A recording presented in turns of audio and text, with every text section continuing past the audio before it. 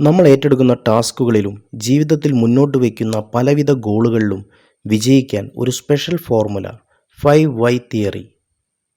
വൈയിൽ തുടങ്ങുന്ന 5 പ്രിൻസിപ്പിൾസ്. ഇവ പിന്തുടർന്നാൽ വിജയം ഉറപ്പ്. First Y.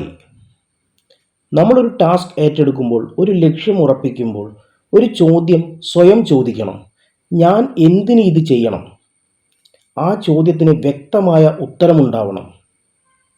ഒരു വിദ്യാർത്ഥി ഒരു കോമ്പറ്റീറ്റീവ് എക്സാമിന് തയ്യാറാവുന്നു. എന്തിന് എന്ന ചോദ്യത്തിന് ഉത്തരമില്ലാതെ പഠിച്ചാൽ ചിലപ്പോൾ പാതി വഴിയിൽ വിട്ടുകളയും.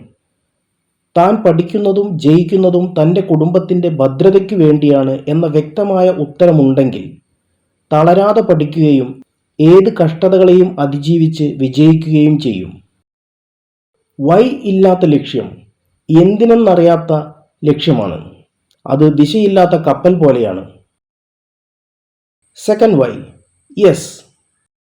യെസ് ഐ ക്യാൻ എന്ന മൈൻഡ് സെറ്റാണ് നമ്മെ വിജയിപ്പിക്കുന്നത്. ബൾബ് നിർമ്മിക്കുന്ന പരീക്ഷണത്തിൽ ഏർപ്പെട്ടിരുന്ന തോമസ് ആൽവ എഡിസൺ ഓരോ തവണ പരാജയപ്പെടുമ്പോഴും അദ്ദേഹത്തിൻ്റെ മനസ്സ് പറഞ്ഞുകൊണ്ടിരുന്നു: യെസ് ഐ ക്യാൻ. 1000 തവണ പരീക്ഷണം കഴിഞ്ഞപ്പോൾ ആളുകൾ അദ്ദേഹത്തോട് പറഞ്ഞു: ബൾബ് ഉണ്ടാക്കാനുള്ള പരീക്ഷണത്തിൽ നീ പരാജയപ്പെട്ടുകൊണ്ടേയിരിക്കുന്നു, ഇനി ഈ ശ്രമം ഉപേക്ഷിക്കുന്നതാണ് നല്ലത്. എഡിസൺ ചിരിച്ചുകൊണ്ട് പറഞ്ഞു: I didn't fail, I just found 1000 ways that didn't work. അദ്ദേഹത്തിൻ്റെ യെസ് ആറ്റിറ്റ്യൂഡ് കൊണ്ടാണ് ഒടുവിൽ പരീക്ഷണം വിജയിച്ചതും ലോകത്തിന് വൈദ്യുതി ബൾബ് ലഭിച്ചതും. അതുകൊണ്ട് യെസ് പറയുന്നവർക്ക് വഴികൾ കാണും, നോ പറയുന്നവർക്ക് കാരണങ്ങൾ മാത്രം കാണും. Third Y, yourself. സ്വയം പ്രേരണയാണ് നമ്മളെ ഒരു പ്രൊജക്റ്റിൽ വിജയിപ്പിക്കുന്നത്. 5 പേരടങ്ങുന്ന ഒരു ടീമിന് ഒരു പ്രൊജക്റ്റ് നൽകി. 5 പേര് ഉണ്ടായിരുന്നതുകൊണ്ട് ടാസ്ക് ആര് ചെയ്യും, ആര് നേതൃത്വം നൽകും എന്ന് വ്യക്തതയില്ലാത്തതുകൊണ്ട് ആരും മുന്നോട്ടിറങ്ങിയില്ല. ആ ടീമിനെ ടാസ്ക് പൂർത്തിയാക്കാൻ പറ്റിയില്ല, പ്രൊജക്റ്റ് ഫെയിലായി. പക്ഷെ ഇതേ ടാസ്ക് തന്നെ ഏൽപ്പിച്ച മറ്റൊരു ടീം ഉണ്ടായിരുന്നു. അതിലെ ഓരോ അംഗവും ചിന്തിച്ചു: ഈ ടാസ്ക് വിജയിപ്പിക്കേണ്ടത് എൻ്റെ ഉത്തരവാദിത്തമാണ്. സ്വപ്രേരണയാലെ ആ പ്രൊജക്റ്റിൻ്റെ നേതൃത്വം ഏറ്റെടുത്ത ടീം ഗംഭീരമായി വിജയിച്ചു. വിജയത്തിന് സ്വന്തം ഉത്തരവാദിത്വവും അർപ്പണബോധവും ഉണ്ടായിരിക്കണം. Fourth Y, yield. സഹനവും സ്ഥിരതയും.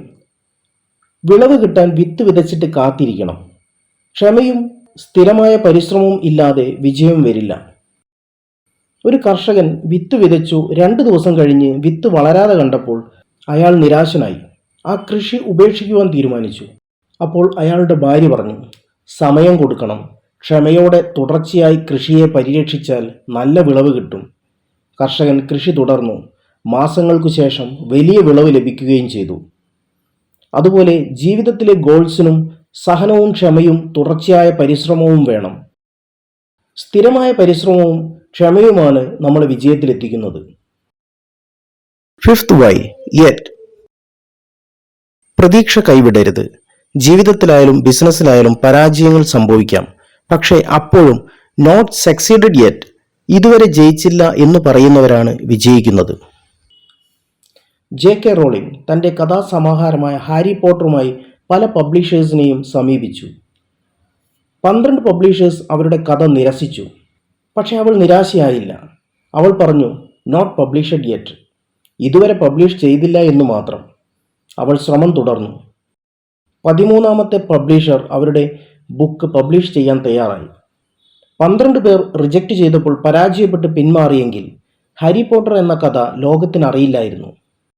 അതുകൊണ്ട് പരാജയം സംഭവിക്കുമ്പോൾ ഐ ഫെയിൽഡ് എന്ന് പറയരുത്. അതൊരു ഫുൾ സ്റ്റോപ്പാണ്. ഐ ഹാവിൻ സക്സീഡഡ് യെറ്റ് എന്നാണ് പറയേണ്ടത്. അവിടെ ഒരു കോമയുണ്ട്. അവിടെ വിജയത്തിലേക്കൊരു തുടർച്ചയുണ്ട്. വിജയത്തിനായി 5 വൈ തിയറി ഫോളോ ചെയ്യുക. വൈ, കാരണം വ്യക്തമാക്കുക. യെസ്, പോസിറ്റീവ് മൈൻഡ് സ്വീകരിക്കുക. യുവർ സെൽഫ്, ഉത്തരവാദിത്വം സ്വയം ഏറ്റെടുക്കുക. ഈൽഡ്, ക്ഷമയോടെ പരിശ്രമിക്കുക.